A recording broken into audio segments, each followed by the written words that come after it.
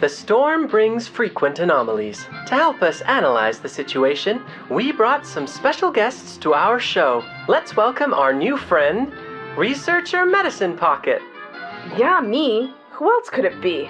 Before we continue, maybe we should be clear just what a friend really is. It is someone who is always by our side and brings us new opportunities.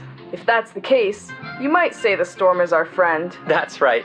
And to become good friends, we have to learn more about each... Here I am! Of course, a special guest deserves a special entrance. Allow me to present Miss Regulus from the Timekeepers team. Alright, so what is it this time? Oi! So, this is how you lot treat your guests. Don't worry, it has been very well calibrated. You won't get wet as long as you stay perfectly still. Bingo! It's a perfect representation of Laplace's theories. As long as we have enough data, including what we gain from gnosis and unpredictable sources, we can totally form a formula that can describe its patterns. Which brings us to Laplace's special program, Get to Know the Storm Together. Beginning with the Grandfather Paradox. Now, let us introduce the Grandfather Paradox in detail. I've heard about it. It's like if someone went back to the past and killed his mother, or his father, grandfather. It doesn't really matter who specifically. Yeah, right. Suppose I'll just use myself as an example then. So, imagine that I survive the storm and find myself back in the past. And somehow I manage to accidentally off myself.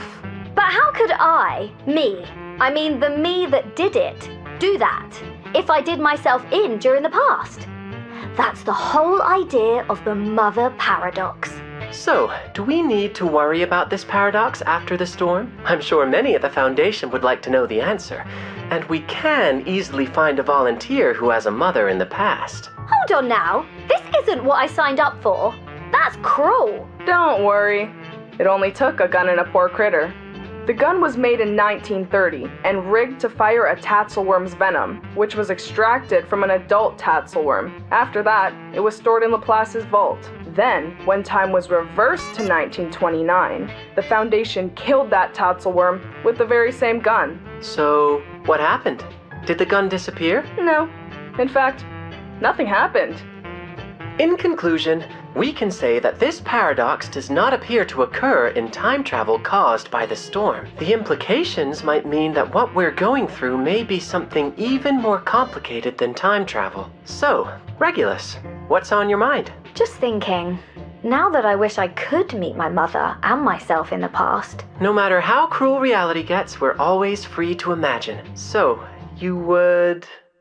I think I'd take her to the Woodstock Festival. Because you want to make up for lost time? No, because it would have been groovy to be there.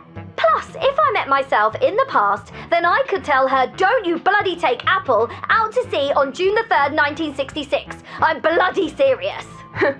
I bet you wouldn't listen. My ship will blow up. That rocks. And that you would insist on sailing out to sea just to spite yourself. Ugh, for once, I wish I wasn't born to be a rocker. All that aside, do you think anyone actually has met themselves in the past? It's hard to say. Laplace would have us tied up with a dog leash if they could. We're so rarely allowed to go out. No surprise if we haven't had it happen yet. According to all accessible records in the Foundation, no one has ever met themselves in the past so far. But will there be an exception in the future? We just don't know. Well then, that's all for today. I'm certain our audience has learned a lot more about the storm, wouldn't you say? Not a chance. Why am I not surprised? Welcome to Laplace!